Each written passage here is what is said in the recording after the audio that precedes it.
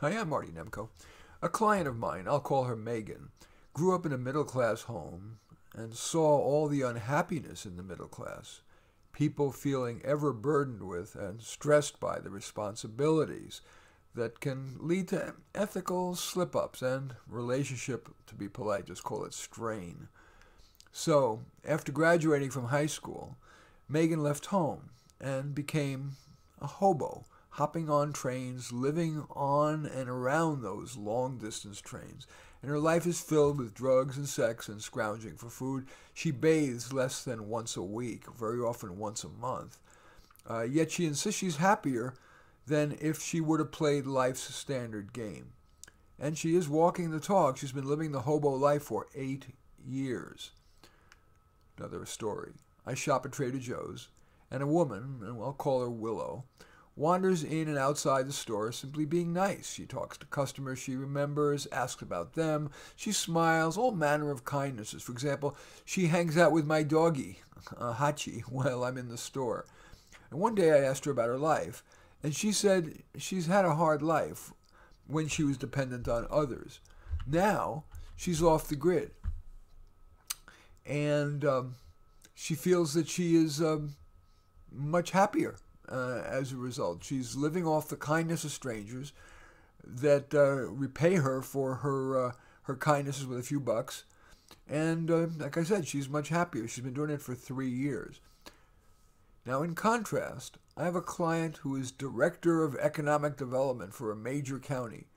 And when she spoke of how overwhelming her job and her life is, I mentioned the aforementioned two women, and she said in all seriousness that the idea is tempting, very tempting from getting off the wagon and onto the train, so to speak. While all the rest of my clients and me are very much part of the world, nary a hobo among us, one of my favorite things to talk about to you and to write about on Psychology Today is under-discussed ideas related to my blog's title, How to Do Life. And while I look askance at hobos' lack of contribution to society, a case can be made for it, especially if the person's work capabilities are what I call fungible. That is, other people could do the job pretty much as well. And I think that's the case pretty much for both Megan and Willow.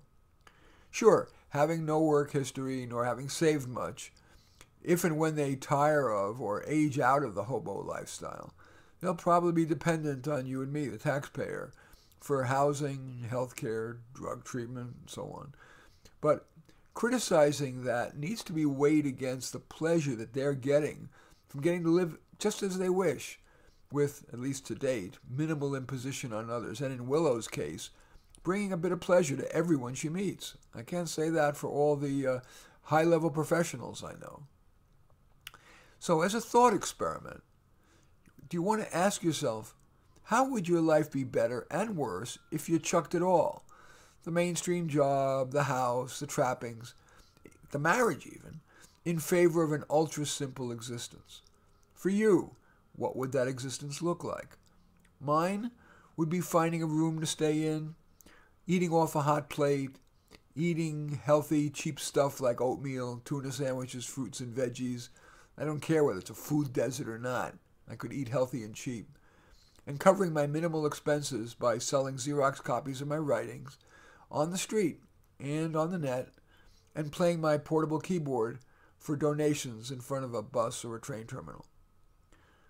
Compare your chuck-it-all vision against your current life. What do you see as its benefits and liabilities? Net, in which would you likely end up happier? More contributory even.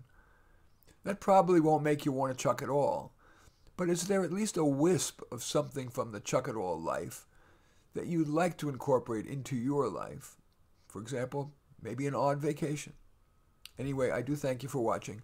I'm Marty Nemko. Feel free to give this a thumbs up, and if needed, a thumbs down. I look forward to any comments you might have, to your hitting the share button and perhaps sharing on your social media, and or subscribing to my channel. And again, in any event, I do thank you for watching. I am Marty Nemko.